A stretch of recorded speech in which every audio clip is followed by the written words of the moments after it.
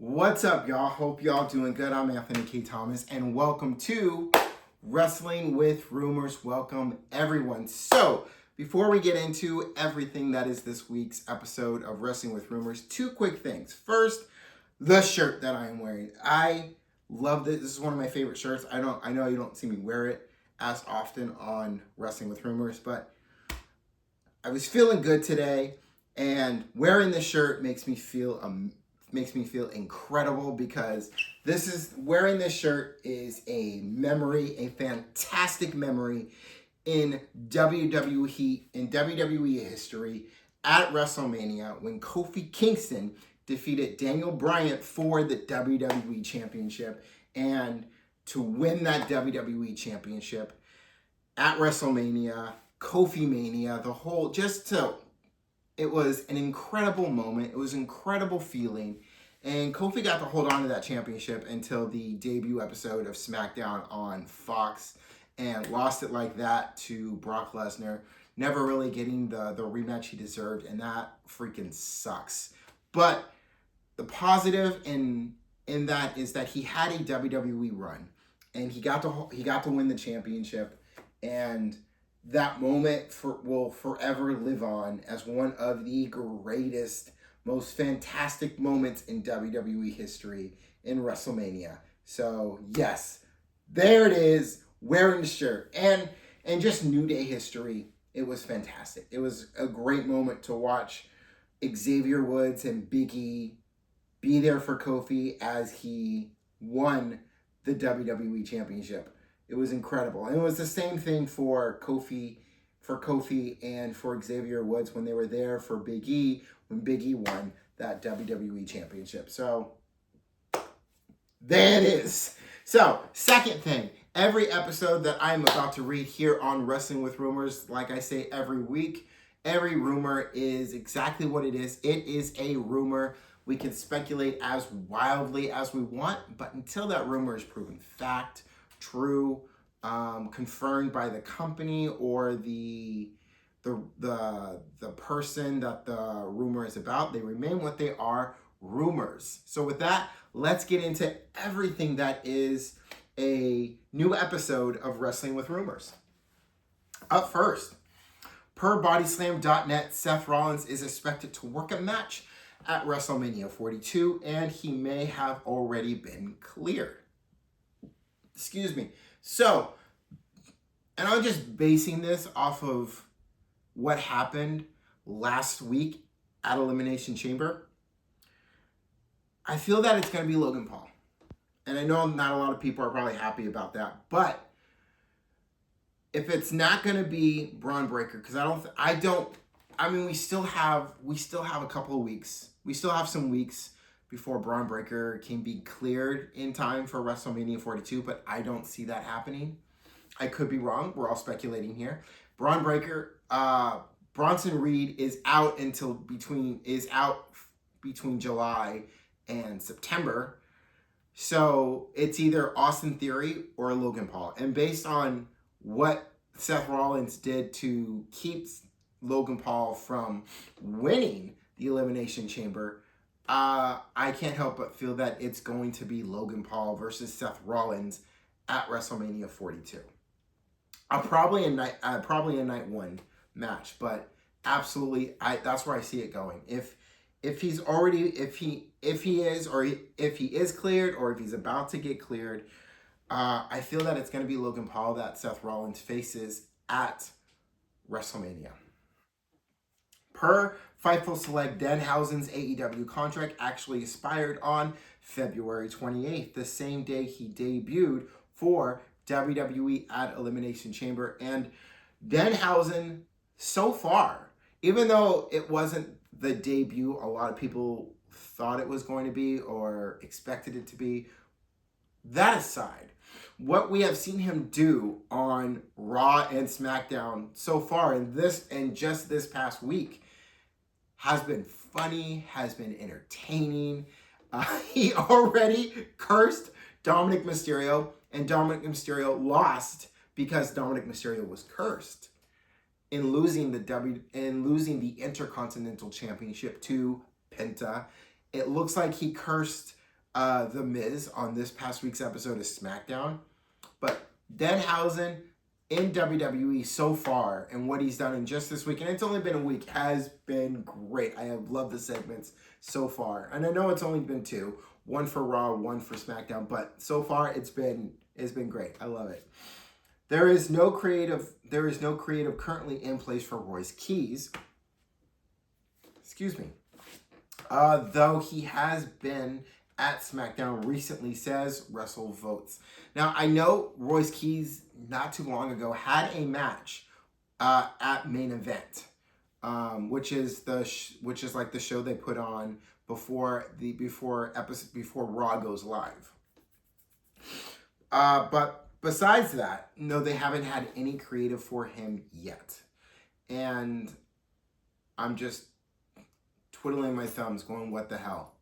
You know, you gotta have something for him.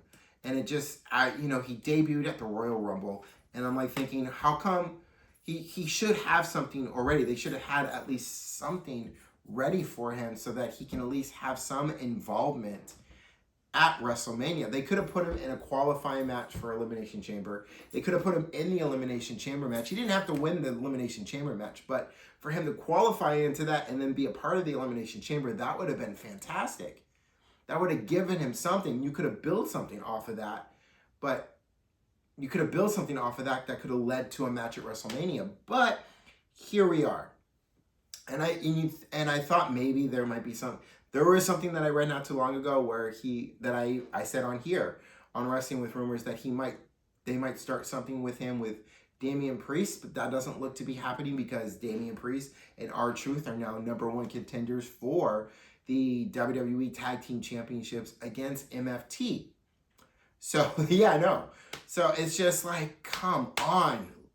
I'm venting. I'm venting on this, but I'm a little frustrated that the only time we've seen Royce Keys is his debut at the Royal Rumble, him having a serious discussion about his life on Stephanie McMahon's podcast.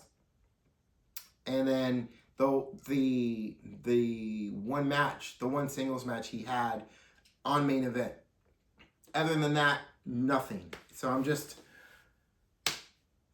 I'm a little frustrated on that, and I'm just wondering what's going on. We're dropping balls here. Let's not. Anyway, I'm sure they'll have something. I just hope, I guess it's just not going to be something until after WrestleMania, which disappoints me a little bit. Anyway, according to Self-Made Pro, Cody Rhodes defending the WWE Championship against Randy Orton is the plan for WrestleMania 42 and has been for some time. PW Insider Elite has backed this up, saying the belief is Drew McIntyre, who lost the WWE Championship this past Friday on SmackDown to Cody Rhodes, that it's not a reflection on his work, but rather how much WWE wants to do Rhodes versus Orton singles match. I think it's a lot of people. It's not. I think besides that, I think there's a lot. I think WWE was really paying attention to what a lot of people were saying on social media about not wanting it to be a Drew McIntyre versus Randy Orton. Not a lot of people wanted to see that. There were more people that wanted to see Cody Rhodes versus Randy Orton for the WWE Championship more than Randy Orton versus Drew McIntyre. And I understand that. I would have been good with either match, but honestly, I personally wanted to see Cody Rhodes versus Randy Orton a little bit more. And I've been wanting to see that since Cody Rhodes came back to WWE a few years prior. And there's so much more history between Cody Rhodes and Randy Orton that we can touch on, as far as we can go all the way back to the days where Randy Orton had his own faction called Legacy with Randy Orton and Ted DiBiase Jr. So there's a lot of history there. So I'm looking forward. Excuse me. So I'm double time. Pardon me. So I'm looking forward to how this will all play out over the next 6 weeks to WrestleMania. So I'm happy. I'm personally happy about this, but I think there's a lot of people who are also happy about this match as well. And also, even though the triple threat between Cody Rhodes, Drew McIntyre, Jacob Fatu, or even the Fatal 4-Way adding Sami Zayn to it, isn't happening at WrestleMania, pardon me, I wouldn't throw it away yet. I feel that it's a match that needs to happen eventually, but I think it could be a match that happens much later on this year. And I'll leave it with that. And we'll just keep our eyes and ears open to see how the rest of the year plays out after WrestleMania. And I'll also add one more thing, that I think Randy Orton will more than likely win the WWE Championship at WrestleMania 42. Absolutely. That's an early prediction right there for you. Sources told reporter Blake Avenon, I'm probably not saying his name correct and I apologize, that ESPN and WWE's partnership continues to be rocky, with one person calling it a DNA mismatch.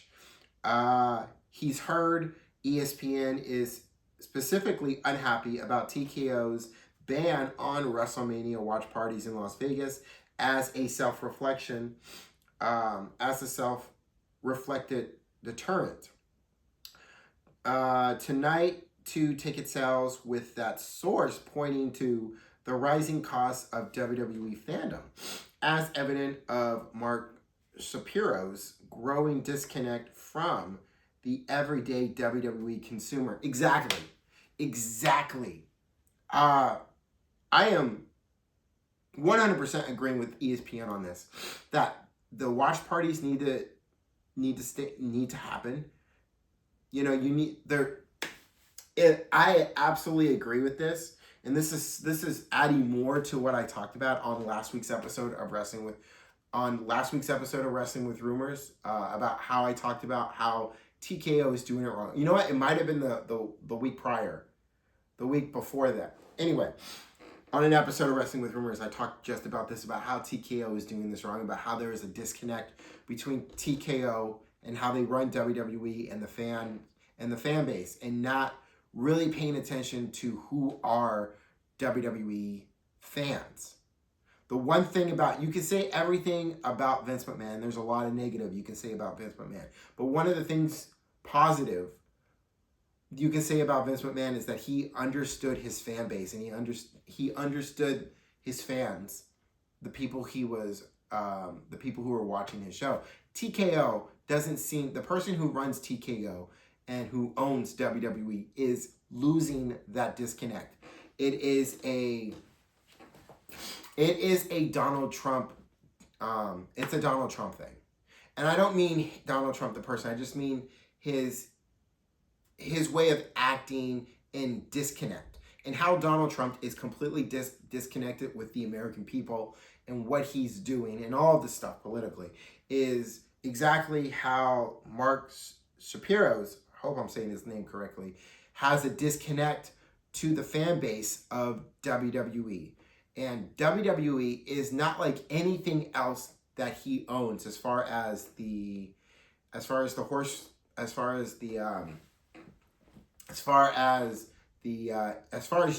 I wanted to say the other thing that involves horses and stuff, but I can't think of that name. I know it's pro something, I just can't think of it. But also with UFC, WWE is a completely different animal from UFC, and I don't think he fully sees that.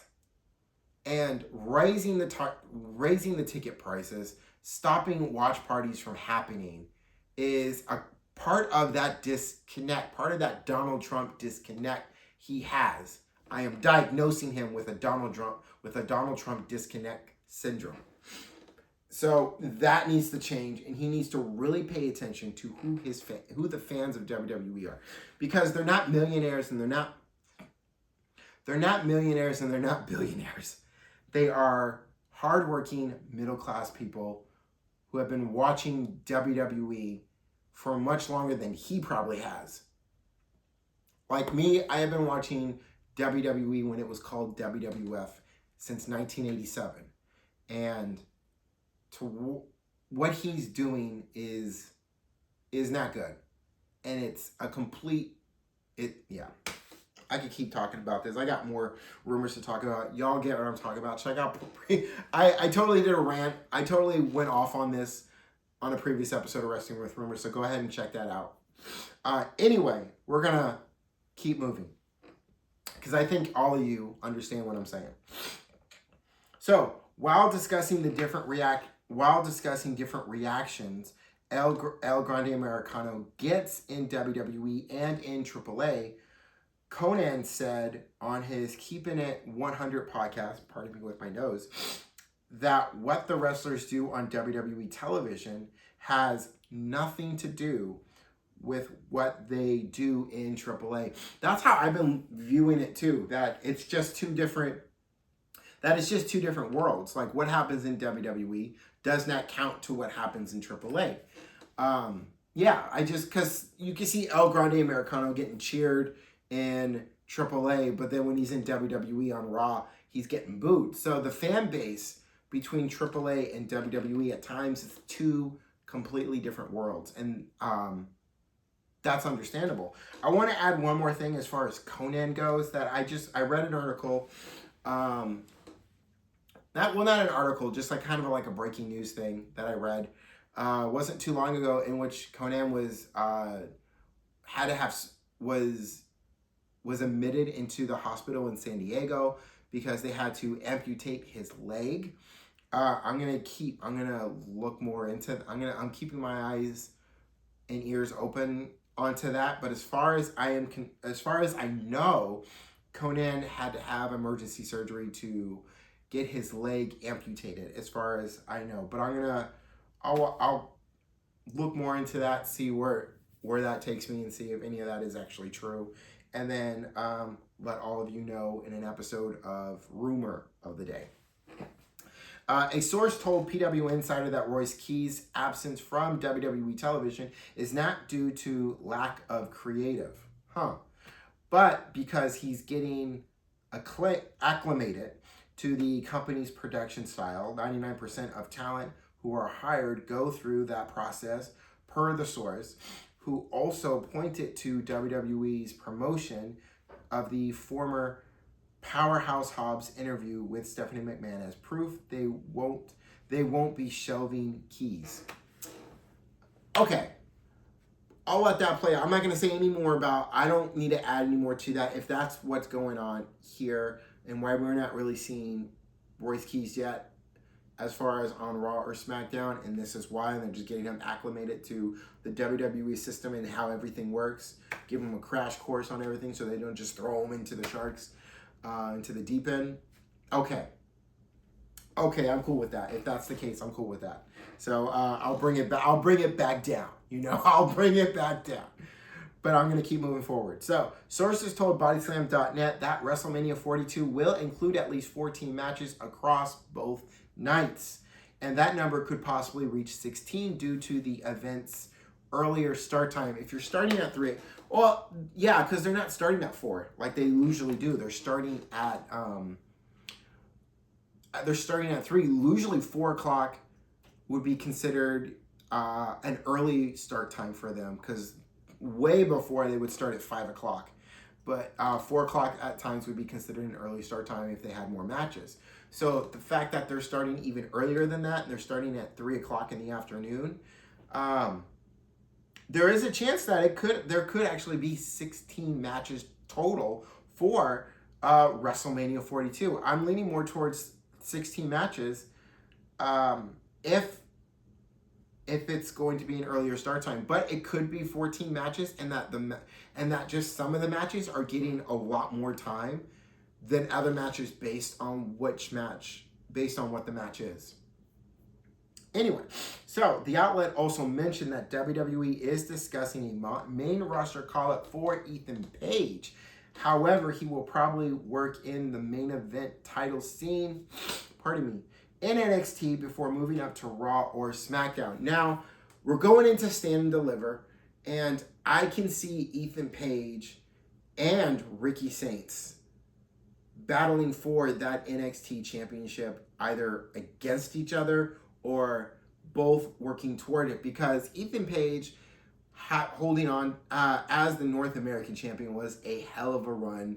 He made history with that North American championship, and it was the first time that someone had a personalized North American championship, as he had it as a Canadian style. So it's good that Evan Bourne brought back the original, that we have it back with Evan Bourne.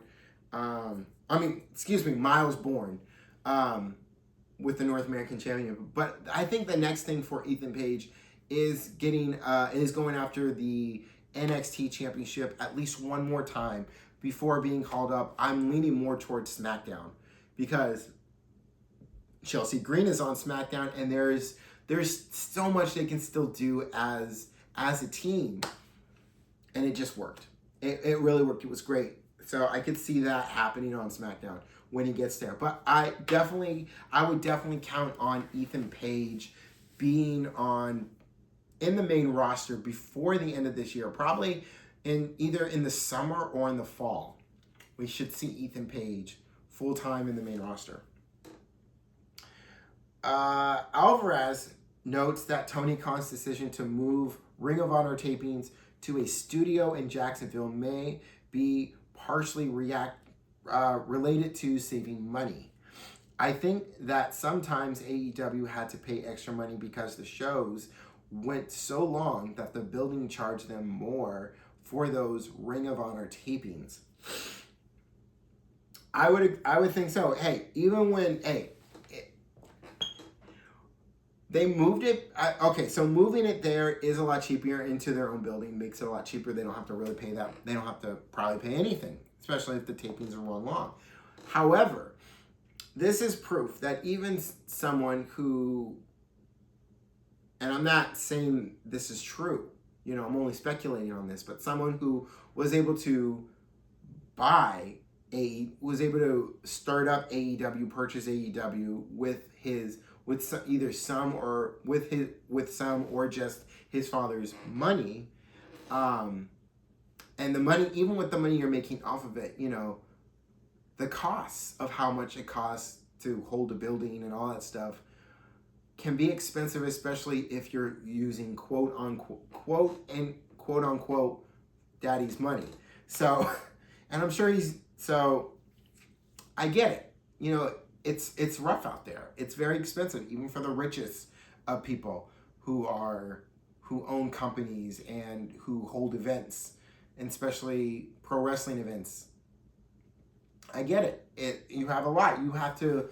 I mean, he's doing AEW, so that's Dynamite and Collision, and then the pay-per-views that happen, and then you have Ring of Honor that happens as well with Ring of Honor's own pay-per-views. So, and then you have the Ring of Honor. Ring of Honor still has the streaming site as well, where you can watch the Ring of Honor show. So it's a lot. It's a lot that Tony Khan juggles. So, and I can understand it with the money, with the cost of everything. Sometimes you just got to make those costs.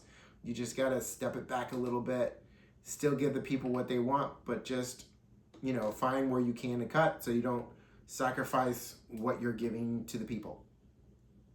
Hope I said that correctly. Anyway, WrestleVote says WWE currently has at least 5 women's matches planned for WrestleMania 42. I love that. That would mean possibly that means every single women's championship will be on the line. So that would be the Women's WWE Championship, the Women's World Championship, the Women's Intercontinental Championship, the Women's United States Championship, and the Women Tag Team Championships. There's your 5 matches right there. And I hope that's the case, that every single women's championship is on the fucking line. I know I barely cuss on here, but that felt necessary to say it. So, moving forward, while speaking at For the Love of Wrestling 2026, Samoa Joe said he'll be back in AEW sooner than later. So that could be at Revolution, that could be a little after Revolution. Regardless of when he comes back, he is going after whoever wins that whoever wins the Texas match, Texas Death Match at Revolution between MJF and Hangman Adam Page. And I feel that MJF is winning that championship. And then when Samoa Joe comes back, he's coming back for that championship. Absolutely. A source close to the situation has said that has been brewing for a while, with Dog recently hinting that he might leave after WWE made him pull out of a convention appearance. So this is really just adding to, oh, pardon me, I skipped one. Let me go back. So F4W Online's Dave Meltzer mentioned that Road Dogg's decision to leave WWE came after he received his annual review, which he wasn't happy with. A source close to the situation said this has been brewing for a while, with Dog recently hinting that he might leave after WWE made him pull out of a convention appearance. Now that makes a lot more sense. So yeah, this is just, it's really adding to why Road Dogg really decided to leave. His annual review, not happy in his current position in creative, and just getting out of that unhappiness and being able to be happy again. As far as mentally goes, I would assume, but whatever is it's like I said on Rumor of the Day not too long ago when this came out, that I just hope whatever, Road Dogg is still part of WWE. He has a Legends contract, so we might still see him on TV every once in a while. You know, part of Hall of Fame, WrestleMania weekend, that kind of stuff. But as far as what he'll do next, I just hope he's happy in it if he decides to do anything next, or if he just decides to take it easy for a while. Whatever he does next, I hope he's good. I hope he's happy, and nothing but the best for him. Votes heard that May 23rd will be the date for WWE's next Saturday night's main event. The location needs to be finalized, but Nashville is currently the leading candidate. Okay. And with Vengeance Day. Now, moving on to the next thing. Got myself stuck for a second. So now we got Vengeance Day.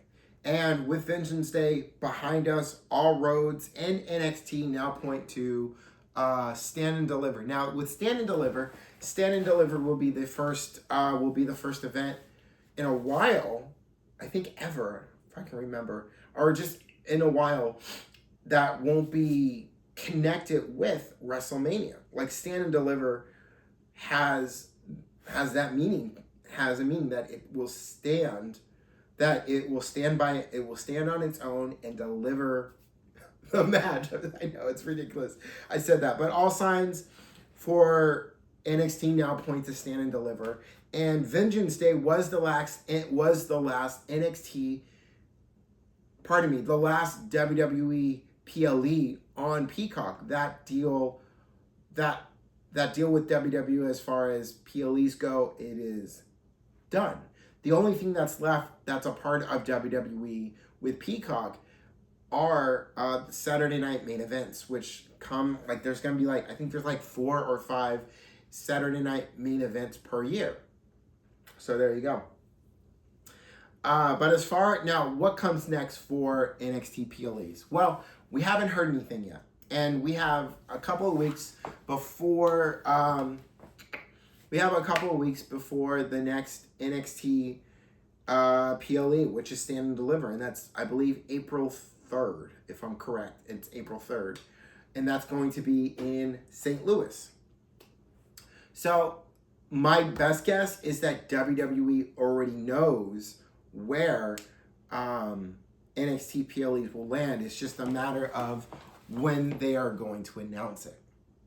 Now, I am speculating that, there are 2 possible spots where NXT PLEs could end up. They could end up on ESPN, or they could end up on Netflix. Now, I did hear something that NXT PLEs could end up on YouTube. But that's ridiculous, because then if they end up on YouTube and they end up on WWE YouTube's channel, then that means all NXT PLEs would be free for anyone. And I gather WWE TKO doesn't want to make any PLE free for anyone to watch. You know, you watch it through the site that you are subscribed to. So my hope is that they end up on Netflix, because that would be great to have at least to have some kind of WWE PLE on Netflix. You know, it's not going to be the main roster stuff, but if it can be the NXT stuff, the NXT PLEs, that makes sense. I like having it on Netflix. However, I feel that for someone who's putting out $30 a month for ESPN for just the WWE PLEs, it makes a lot more sense to have the NXT PLEs on ESPN, because then you're getting a little bit more for the money that you're spending, because you're not just getting WWE PLEs, you're also getting NXT PLEs. But, you know, this whole thing with WWE and ESPN, just based off the rumors alone, doesn't feel like it's working very well. It's been a very rough start, to say the least, and that it would have just been so much better for WWE from the start to have everything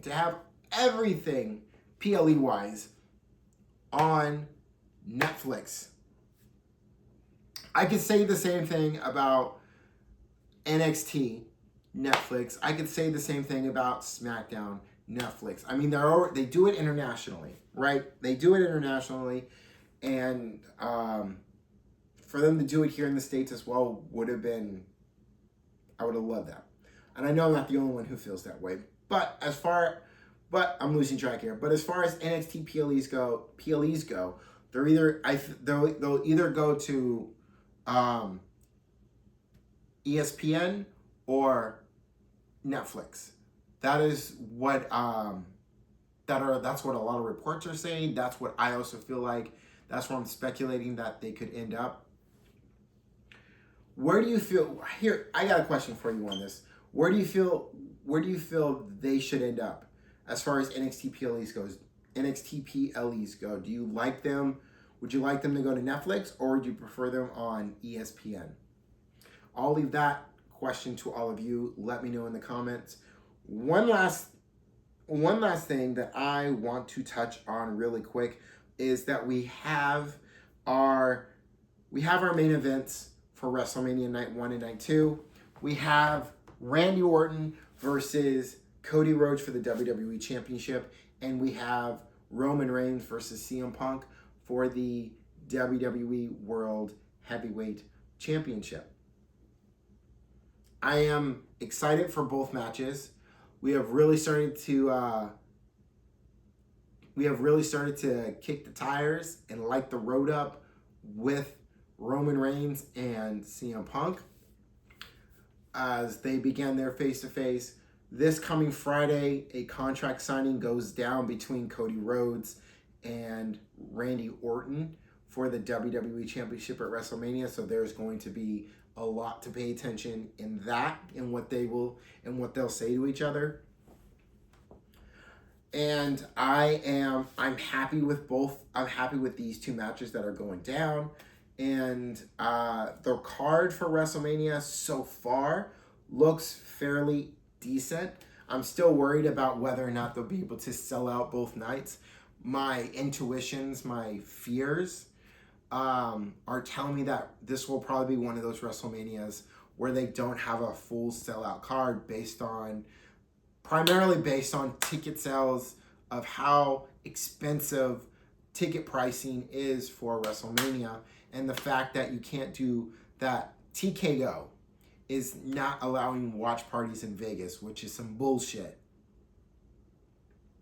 And I've stated why, so y'all know why. So, but WrestleMania itself, night 1, night 2, Las Vegas, one more time. I'm excited enough for it for now, just based on what the card looks like. I'm hoping to feel a little bit more hype for it over the next couple of weeks as more matches get announced. But this is gonna be an interesting WrestleMania. I do have a good feeling about WrestleMania 43. And WrestleMania 43 is going to be in Saudi Arabia. And I feel that WrestleMania will completely sell out both nights. And I have so many questions about how everything that happens for WrestleMania week, how it will happen in Saudi Arabia.